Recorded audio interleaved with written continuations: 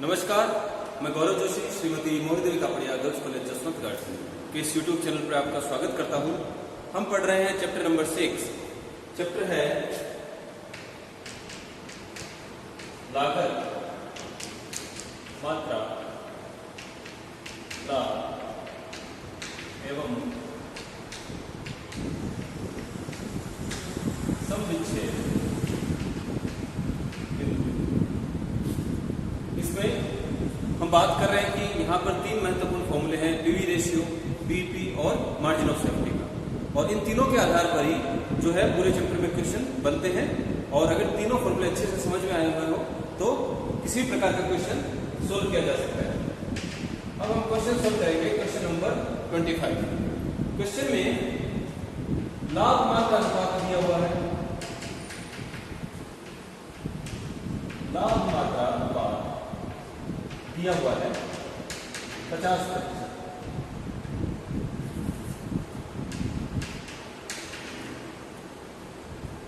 सुरक्षा सीमा दी हुई है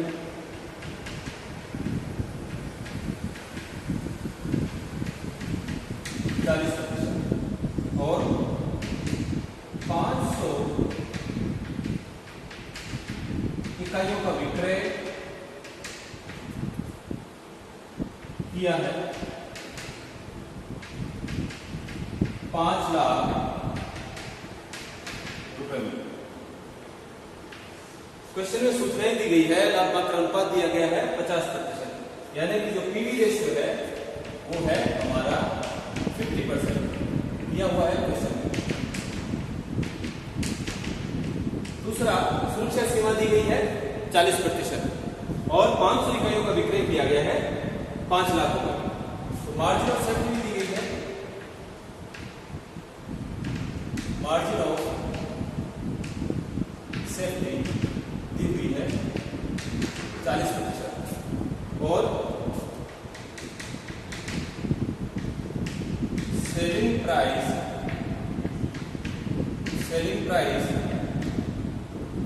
हम ज्ञात कर लेंगे।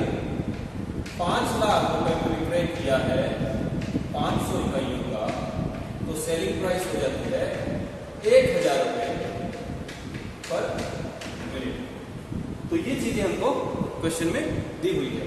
आगे क्वेश्चन क्या कहता है? आगे ज्ञात करना है बीपी। इस क्वेश्चन में ज्ञात करना है बीपी। पहले पूछा है पीपी।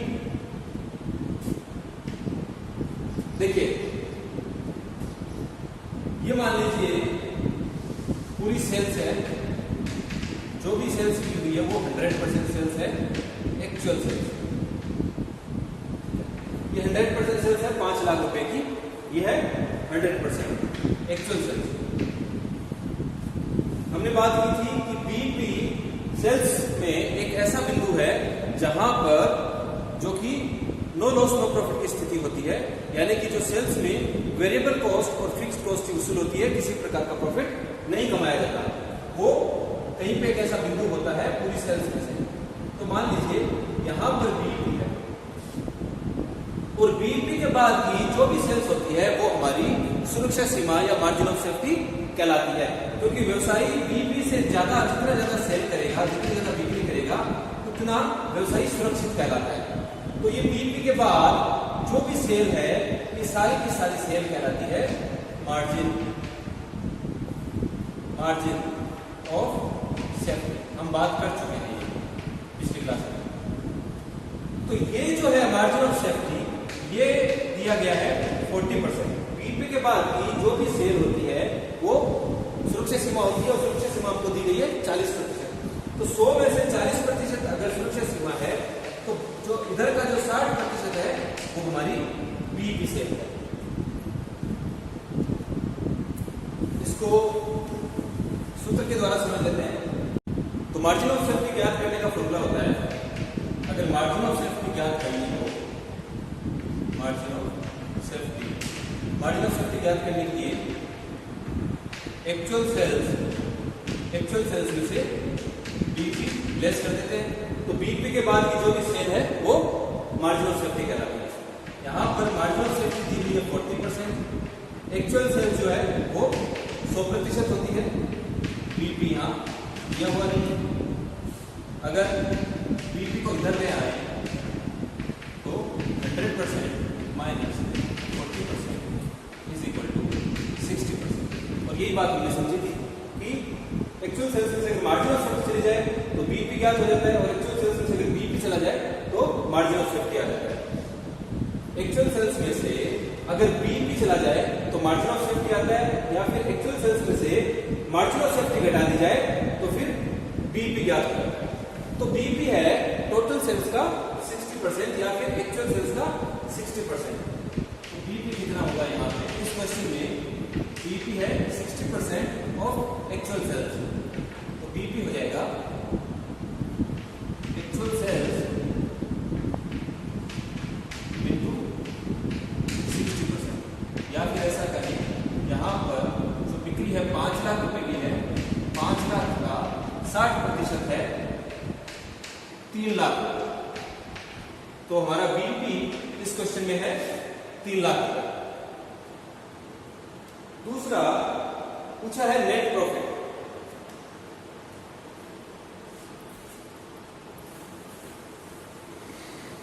तो जब हम बात कर रहे थे मार्जिन ऑफ सेफ्टी की, तो हमने बात की थी कि जैसे ये पूरी 100% सेल है 0 से लेकर, और बीपी कहीं एक ऐसा बिंदु है जहां पर नो लॉस नो प्रॉफिट की स्थिति होती है, और इस बीपी सेल्स तक जो जितनी बिक्री की जाती है उस बिक्री में जो है फिक्स्ड कॉस्ट को पूरा वसूल कर लिया जाता है। यहाँ पर sales is equal to total cost होता है, या फिर sales is equal to variable cost plus fixed cost होता है।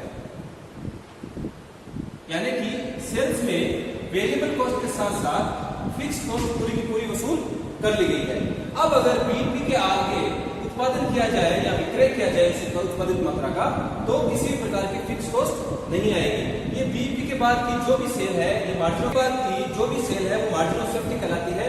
और इस सेल में या इस मात्रा पर जब बीपी के बाद की जो भी मात्रा उत्पादित की जाती है तो वहां पर फिक्स कॉस्ट नहीं आती, क्योंकि स्थायी वे फिक्स रहते हैं, चाहे उत्पादन 0 हो, चाहे बीपी तक हो, चाहे 100% हो।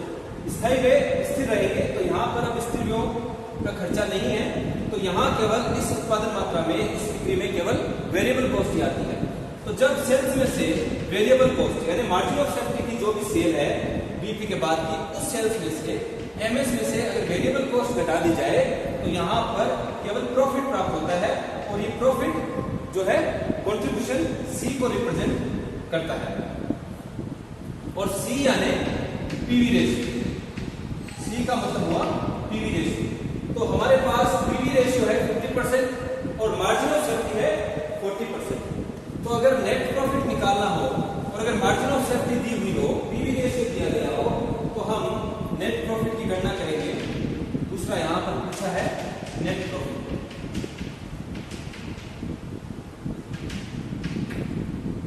अगर नेट प्रॉफिट ज्ञात करना हो, मार्जिन ऑफ सेफ्टी दिया हुआ हो, मार्जिन ऑफ सेफ्टी और पीवी रेशियो दिया गया हो, तो मार्जिन ऑफ सेफ्टी पर पीवी रेशियो से जो भी राशि आती है वो नेट प्रॉफिट होगी, क्योंकि मार्जिन ऑफ सेफ्टी में कंट्रीब्यूशन के रूप में केवल लाभ कमाया जाता है, फिक्स कॉस्ट पहले ही वसूल हो गई पीवी पर। मार्जिन ऑफ सेफ्टी कितनी है? मार्जिन ऑफ सेफ्टी सेल्स का 40% है, 40% है, सेल है 5 लाख रुपए की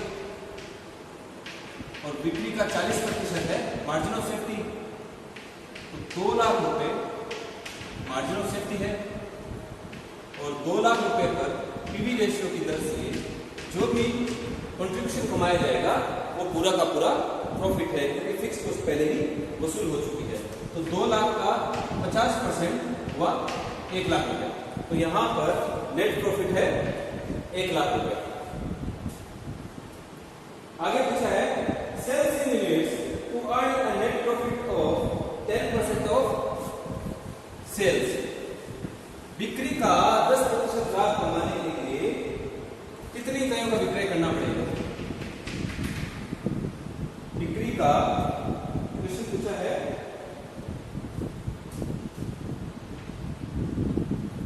10 10% लाभ विक्रय पर 10% लाभ कमाने के लिए विक्रय इकाइयों विक्रय पर अगर 10% लाभ कमाना हो तो कितनी बिक्री की जानी चाहिए, कितनी इकाइयां जो है विक्रय किया जाना चाहिए। तो रिक्वायर्ड सेल्स, तीसरा फॉर्मूला, रिक्वायर्ड सेल्स के लिए हम क्या करते हैं, fixed cost plus desired profit. कितना विक्रय किया जाना चाहिए, विक्रय इकाइयां, तो कितनी बिक्री की आवश्यकता होगी डिजायर्ड प्रॉफिट कमाने के लिए।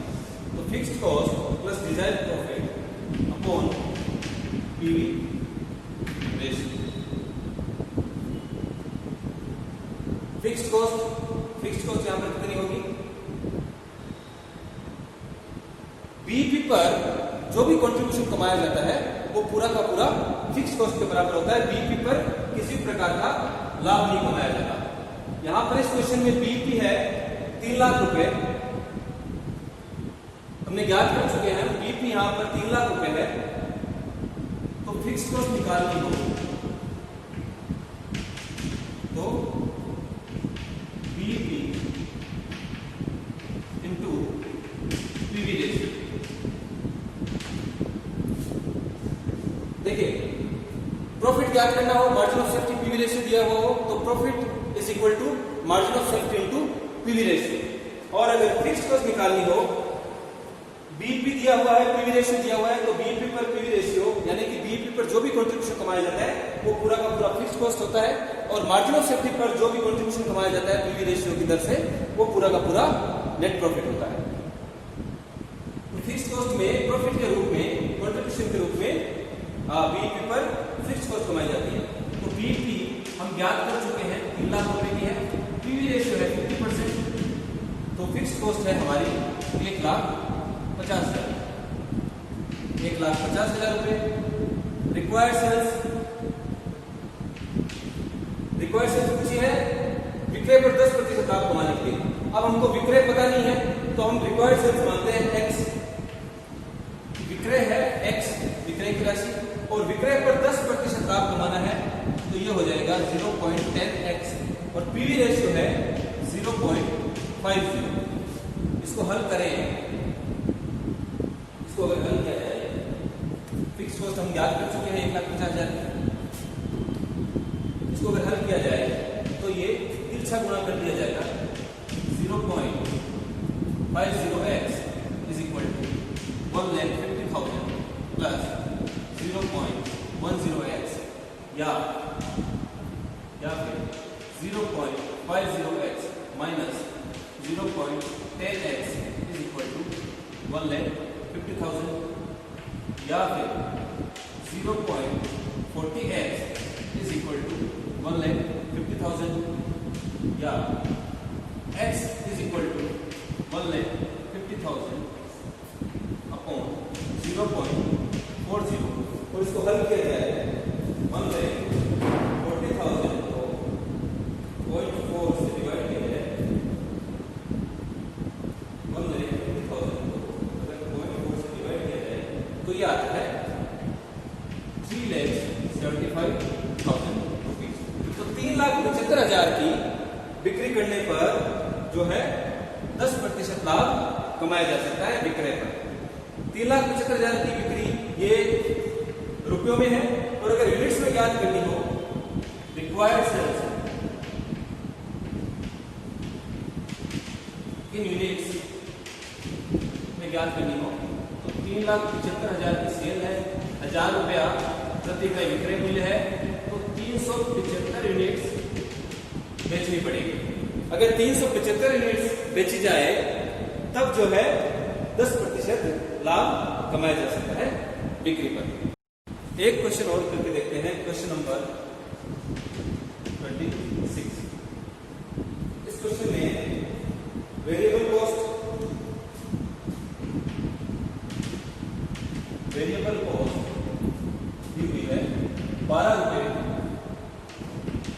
12 रुपए पर यूनिट। फिक्स कॉस्ट दी हुई है 60,000 रुपये और सेलिंग प्राइस है 18 रुपये पर यूनिट। पूछा गया है वेरिएबल कॉस्ट दी हुई 12 रुपये, फिक्स कॉस्ट दिया हुआ है 60,000 और सेलिंग प्राइस है 18 रुपये पर यूनिट। पूछा है ब्रेक इवन पॉइंट,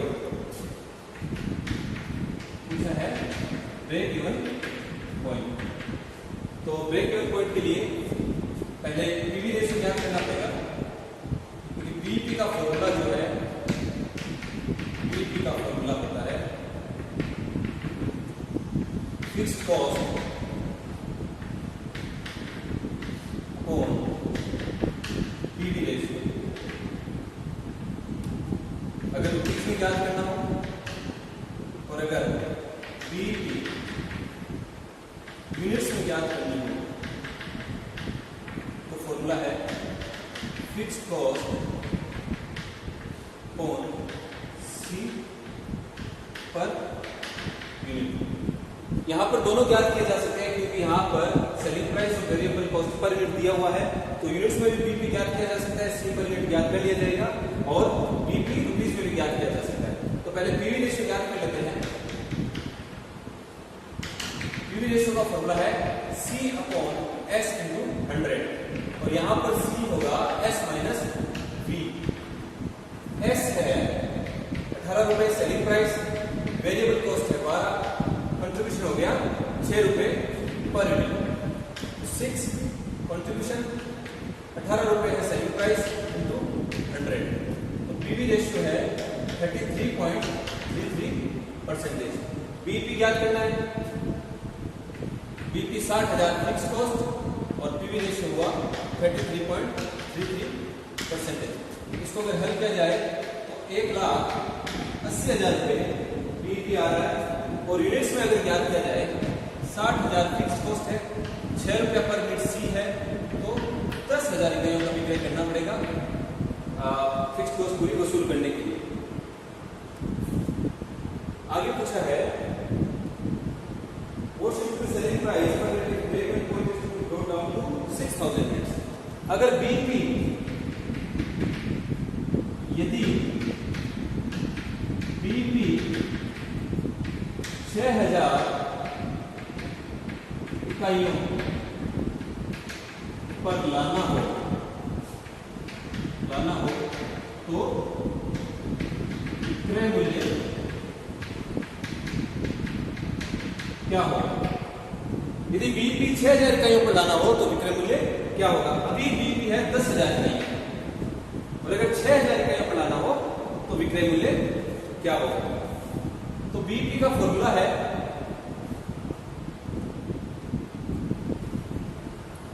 बीपी हमको दिया हुआ है यूनिट्स,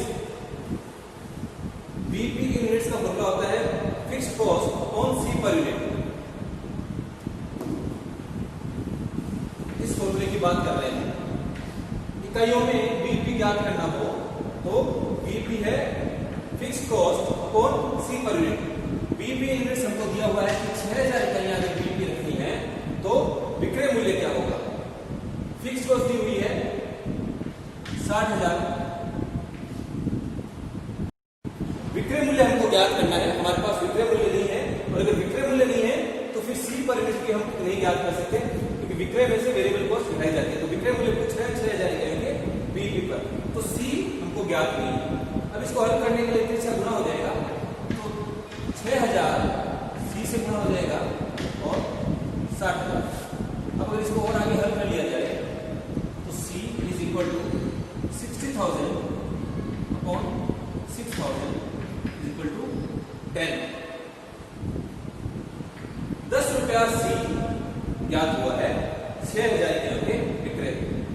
तो अगर सी 10 रुपए है, S minus B is equal to C होता है। एस हमको ज्ञात नहीं है, बी हमको ज्ञात है, बी है 12 और 10 है सी। अगर और हल कर लिया जाए तो s इज इक्वल टू 12 10 की साइड चला जाएगा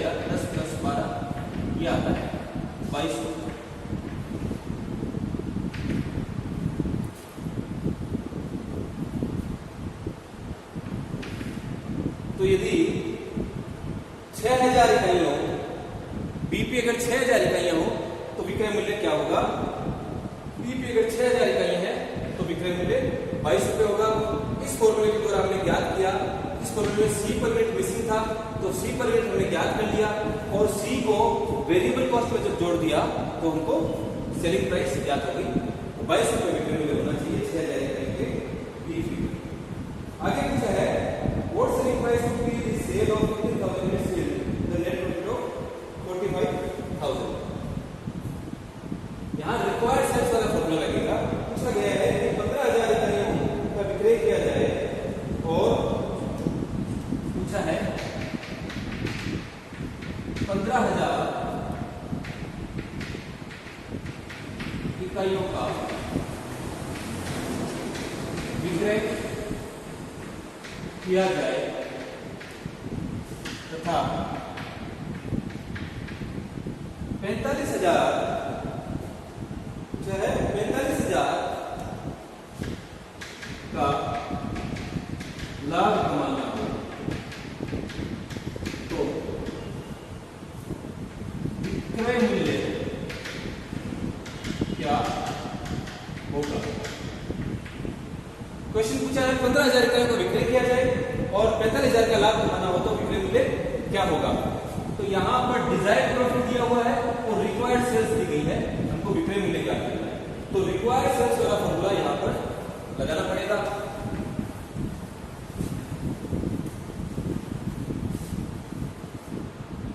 रिक्वायर्ड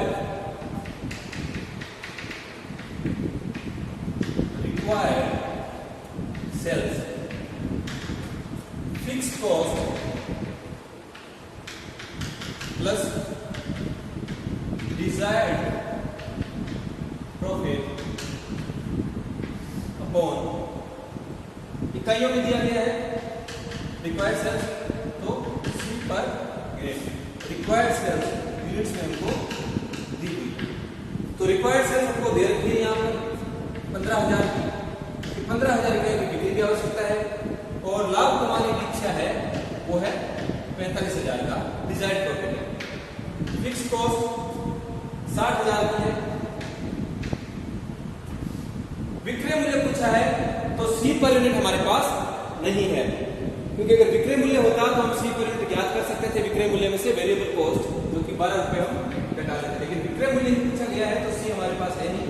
तो यहाँ सी हमारे पास नहीं ज्ञात है तो उसको सी लिख देंगे और अब इसको हल करेंगे तो ये तिरछा गुणा हो जाएगा। तिरछा गुणा करने पर 15,000 सी और यहाँ पर ये 1,05,000 रुपया आएगा। इसको और आगे अगर हल किया जाए तो 1,05,000 बट्टा 15,000 और इसको हल करने पर आता है 7 रुपये। तो सी आ रहा है 7 रुपये प्रति इकाई।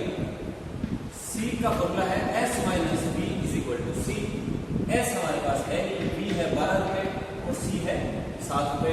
अब अगर इसको हल किया जाए 12 को उस साइड ले जाया जाए तो S is equal to 7 plus 12 is equal to 19। तो 15,000 इकाइयों का विक्रय किया जाए और 45,000 का लाभ कमाना हो तो विक्रय मूल्य होना चाहिए 19 रुपए। हमने सी पर यूनिट ज्ञात कर लिया और सी पर यूनिट को वेरिएबल कॉस्ट में ऐड कर दिया। आज के लिए इतना ही। इस वीडियो को लाइक कीजिए, शेयर कीजिए, हमारे YouTube चैनल को सब्सक्राइब कीजिए। धन्यवाद।